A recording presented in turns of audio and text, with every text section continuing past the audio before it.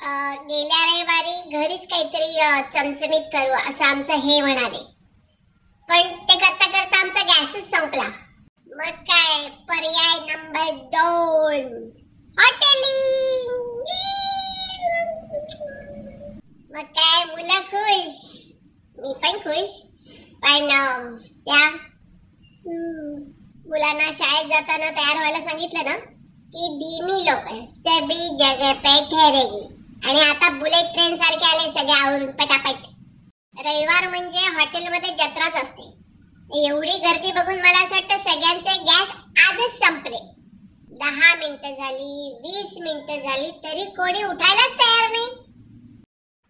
म्हणजे दीक्षित डाएट चालू असल्यासारखं 55 मिनिटं सगळेजण रवंथ करत होते, हळू हळू हळू. कोणाच्या शरीर यष्टीकडे बघून त्यांचं डाएट चालू असेल असं अजिबात वाटत नव्हतं.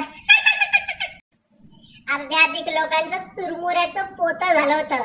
टेबलाच्या आणि स्वतःच्या मध्ये गरगरीत पोट एकदम गच्च बसलं होतं. आमचा नंबर यायला वेळ लागणार होता. मग काय निरीक्षण शक्ती चालू झाली आमची. एका टेबलावरच्या फॅमिलीनं ना मंचाव सूपची ऑर्डर दिली आणि त्याला मॅचिंग व्हेज मंचुरियन स्टार्टर आणि मग व्हेज फ्राईड राईस आणि मंचुरियन ग्रेव्ही. हे म्हणजे एकाच ताग्यातून 4 वेगवेगळे ड्रेस शिवल्यासारखं झालं.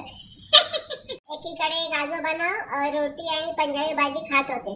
ते खाता कसा हात झटकत होते प्रत्येक घासाला. थोड्या वेळाने ना त्यांची पंजाबी भाजी बहुतेक उरली म्हणून त्यांनी राईस मागितला. मग काय तीच क्रिया परत सुरू. त्या बिचाऱ्या राईसचं प्रोक्षण त्यांच्याच पायावर पडत होतं. त्या आजोबांच्या पुढच्या टेबलावर एक बारीक मुलगा होता. बारीक कसला, कृश होता, कृश. खूप भुकेलेला होता बिचारा. मग त्यांनी बाहुबली थाळी मागितली.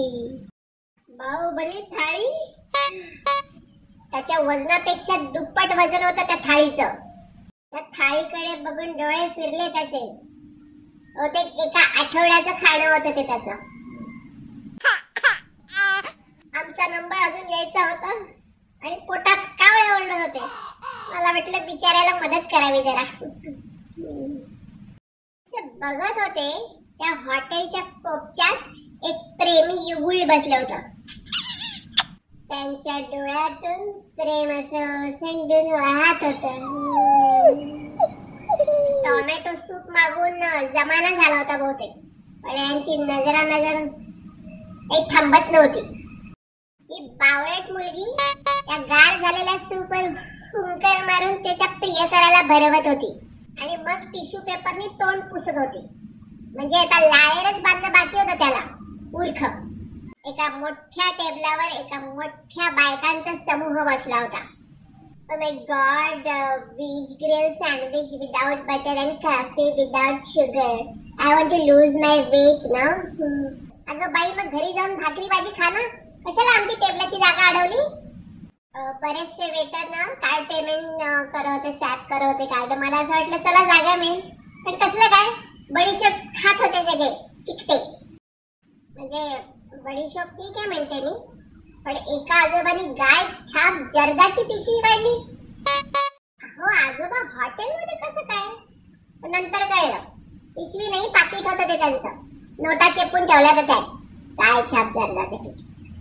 मग देवकृपेने आमच्या कुटुंबाला जागा मिळाली. आता खूप भूक लागली होती ना, म्हणून पटकन येणारा आम्ही डोसाच सांगितला.